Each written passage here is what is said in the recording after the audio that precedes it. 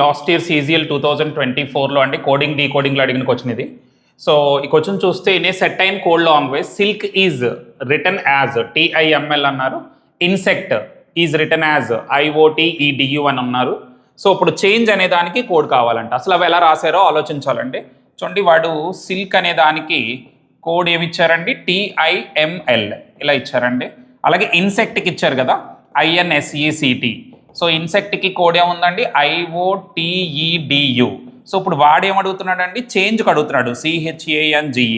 So అయితే మీరు observe చేయండి, ఇక్కడ ఐ మారలేదండి, ఇక్కడ ఒవెలు చేంజ్ అయ్యలేదు. అలా ఇక్కడ చూడండి, ఇక్కడ కూడా ఐ చేంజ్ అవ్వలేదండి, సేమ్ అదే వాడాడు. ఇన్సెక్ట్ దగ్గర ఈ కూడా చేంజ్ అవ్వలేదు. అంటే ఇక్కడ ఏవైతే ఒవెల్స్ ఉన్నాయో ఆ ఒవెల్స్ని సిమిలర్గా అక్కడ రాస్తాడండి. సో ఇక్కడ కూడా మనకి ఒవెల్ ఏముందండి, ఏ ఉంది. సో ఖచ్చితంగా థర్డ్ ప్లేస్లో ఏ ఉండాలండి, ఇది చాలా ఇంపార్టెంట్ మాట. థర్డ్ ప్లేస్లో ఏ అంటే ఇక్కడ లేదు, సో ఆప్షన్ ఏ కాదు.